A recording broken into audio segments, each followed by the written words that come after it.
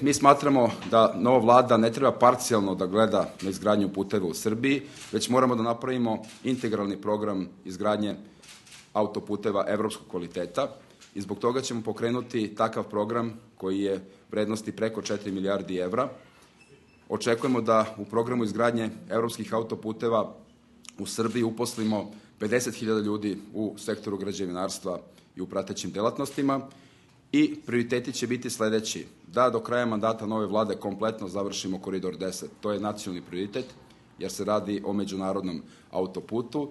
Podsjetit ću, nedostaje da se dovrši deonica od Horgoša do Novog Sada, most preko Beške, obilaznice oko Subotice i Beograda, zatim autoput od Niša do Dimitrovgrada i od Leskovca do Preševa.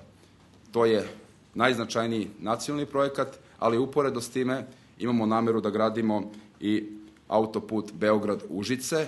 Napominjem Užice zato što apsolutno nema smisla da se ovaj autoput gradi samo do Požege, jer bi to bilo isto kao kada bi se autoput od Beograda gradio do Aleksinca, a ne do Niša.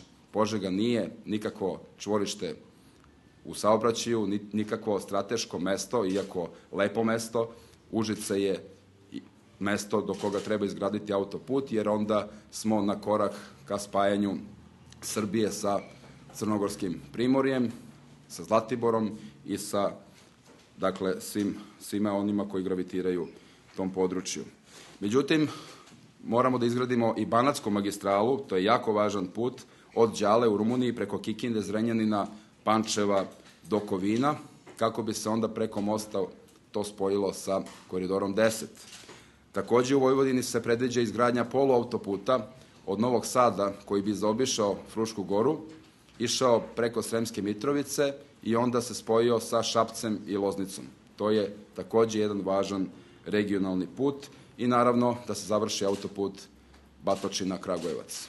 On je već započet i može se završiti u naredne 2 godine.